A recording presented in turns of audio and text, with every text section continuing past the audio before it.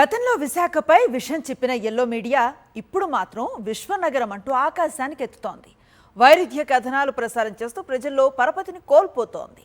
చంద్రబాబు లోకేష్ ప్రయోజనాల కోసమే పనిచేస్తున్న ఎల్లో మీడియా ప్రజలను మోసం చేస్తోంది. ఏపీకి చంద్రబాబే బ్రాండ్ అని చెప్తున్న లోకేష్ డేటా సెంటర్ కోసం ఎకరం భూమిని 99 పైసలకే కేటాయించి విశాఖ ప్రతిష్టను దెబ్బతీస్తున్నారు. ఐటీ ముసుగులో రియల్ ఎస్టేట్ సంస్థలకు అక్రమంగా భూములు కేటాయిస్తూ దోపిడీ చేస్తున్నారు కూటమి పాలకులు. అమరావతికి బుల్లెట్ రైలు వచ్చేసిందని చంద్రబాబు అసత్య ప్రచారం చేస్తున్నారు. ఇలా చంద్రబాబు ఎల్లో మీడియా ఇష్టానుసారం వ్యవహరిస్తున్న తీరుపై ప్రముఖ జర్నలిస్ట్ కొమ్మినేని శ్రీనివాసరావు కామెంట్ ఇప్పుడు చూద్దాం. మనవాడు అధికారంలో ఉంటే విశాఖపట్నం విశ్వనగరి అవుతుంది. మనకు నచ్చని వ్యక్తి ముఖ్యమంత్రిగా ఉంటే విశాఖ ఎందుకు కొరగానిది, సముద్రం నుంచి ముప్పు ఎదుర్కొంటుంది. వినడానికి ఇది విచిత్రంగా ఉండవచ్చు. అలా రాయగల సత్తా నైపుణ్యం ఆంధ్రప్రదేశ్లో ఎల్లో మీడియాకే సొంతం అని చెప్పాలి. అలాగే జగన్ ప్రభుత్వం అదానీకి డేటా సెంటర్ నిమిత్తం ఇతర అవసరాల కోసం భూములు కేటాయిస్తే రాష్ట్రాన్ని అదానీకి రాసిచ్చేస్తున్నారని ప్రచారం చేయాలి. అదే అదానీ కూటమి ప్రభుత్వంలో పెట్టుబడి పెట్టడానికి ముందుకు వస్తే విశాఖపట్నం అదిరిపోతోందని వెలిగిపోతోందని ప్రచారం చేయాలి. ఎల్లో మీడియాగా పేరొందిన ఈనాడు, ఆంధ్రజ్యోతి ఇలాంటి వైరుధ్య కథనాలు ఇస్తూ ప్రజల్లో పరపతి కోల్పోతోంది. అయినా వారేమీ ఫీల్ కావడం లేదు, అది వేరే సంగతి. తెలుగుదేశం ముఖ్యమంత్రి చంద్రబాబు నాయుడు, కీలక మంత్రి నారా లోకేష్ల ప్రయోజనాలను కాపాడటమే లక్ష్యంగా ఎల్లో మీడియా పనిచేస్తుంది. తమ రాతల ద్వారా, ప్రసారాల ద్వారా ప్రజలను నిత్యం మోసం చేయాలని ఎల్లో మీడియా ప్రయత్నిస్తోంది. ఈ కొద్ది రోజుల క్రితం ఈనాడు పత్రిక విశ్వనగరి మన విశాఖ అని ఒక కథనాన్ని ప్రముఖంగా ప్రచురించింది.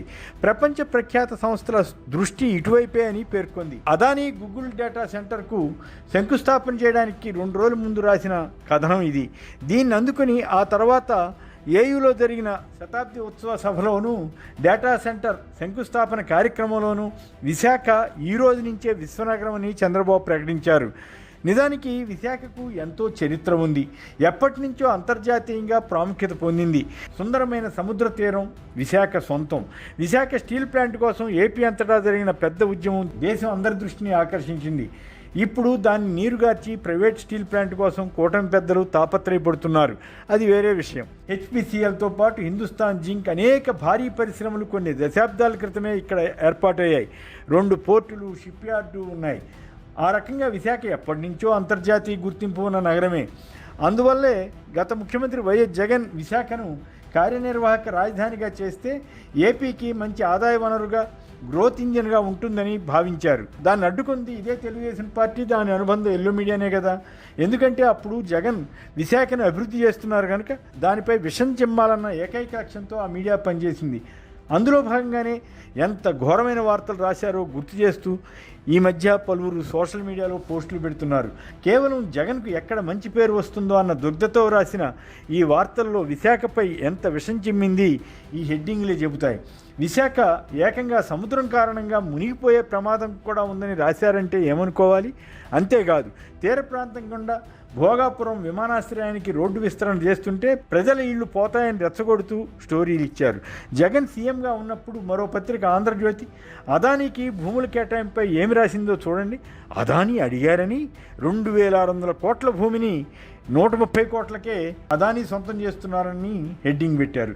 కృష్ణపట్నం పోర్టును కట్టబెట్టారు, గంగవరం పోర్టును చుట్టబెట్టి ఇచ్చారు. ఇది అదానీపై సర్కారుకు ఉన్న ప్రేమని కూడా విమర్శిస్తూ ఆంధ్రజ్యోతి అప్పట్లో స్టోరీలు ఇచ్చింది. అదానీ డేటా సెంటర్ను గూగుల్ డేటా సెంటర్గా ప్రచారం చేసి ప్రజలను మభ్యపెట్టాలని చూశారు. ఇక అది సాధ్యం కాదని అర్థమయ్యే పరిస్థితి వచ్చింది. అందుకే అదానీ డేటా సెంటర్కి ప్రభుత్వం భూములు కేటాయించవలసి వచ్చింది. ఈ కంపెనీ ఏర్పాటు చేసే డేటా సెంటర్ను గూగుల్ వాడుకుంటుంది. అంటే ఒక రకంగా అద్దెకు తీసుకుంటుందన్నమాట.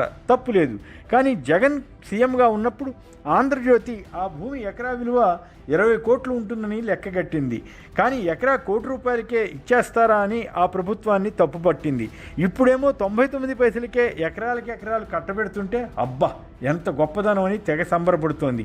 ఇలా ఉంటుంది ఎల్లో మీడియా ద్వంద్వనీతి. అదానీ డేటా సెంటర్ జగన్ టైంలో వచ్చింది. దానికి మరికొంత పెంచి 490 ఎకరాల భూమిని ఇచ్చి గూగుల్ డేటా సెంటర్ అన్నారు. ఓకే, పర్వాలేదు. ఈ డేటా సెంటర్ వల్ల తక్కువ ఉద్యోగాలు వస్తాయని కదా జగన్ ఆ రోజుల్లో షరతులు పెట్టి 25,000 ఉద్యోగాలు కల్పించాలని జీవోలో పేర్కొన్నారు. ఇప్పుడేమో కేవలం 200 ఉద్యోగాలే వస్తాయని ప్రభుత్వమే అధికారికంగా తెలిపింది. ఆ తర్వాత ఫ్లెక్సీల్లో మాత్రం 1,80,000 ఉద్యోగాలు వస్తాయని టీడీపీ ప్రచారం చేస్తే BJP MLA Vishnukumar Raju data సెంటర్ల వల్ల ఉద్యోగాలు పెద్దగా రావని తేల్చి చెప్పారు. ఈ డేటా సెంటర్లపై అమెరికా మరికొన్ని దేశాల్లో ఎందుకు వ్యతిరేకత వస్తుందో కూడా గమనించవలసిన అవసరం ఉంటుంది. విశాఖ నగరానికి సరఫరా చేసే విద్యుత్ పరిణామం అంతా ఈ డేటా సెంటర్కు నిత్యం అవసరం అవుతుందట. అలాగే నీరు కూడా భారీగా వాడుకుంటారు. ఇవి ఒక ఎత్తు అయితే ఏకంగా ఈ కంపెనీకి 22,000 కోట్లకు పైగా రాయితీలు ఇవ్వడం మీద సీనియర్ రిటైర్డ్ అధికారి ఈఎస్ శర్మ వంటి వారు ఆక్షేపిస్తున్నారు. ఒకవైపు ఏపీకి చంద్రబాబే బ్రాండ్ అని లోకేష్ చెబుతారు. అలాంటప్పుడు ఇతర రాష్ట్రాల్లో మాదిరి ఇక్కడ కూడా ఆ కంపెనీలు భూమి కొనుగోలు చేసి యూనిట్లు స్థాపించి ఉండేవి కదా అన్నదానికి జవాబు దొరకదు. 99 పైసలకే భూములు ఇవ్వడం ద్వారా విశ్వనగరం విశాఖ బ్రాండ్ను చంద్రబాబు సర్కార్ పాడు చేస్తున్నదా అన్న సందేహం రాదా? జగన్ టైంలో ఇన్ఫోసిస్ సొంతంగా ఒక భవనాన్ని ఏర్పాటు చేసుకుని డెవలప్మెంట్ సెంటర్ను ఆరంభించింది.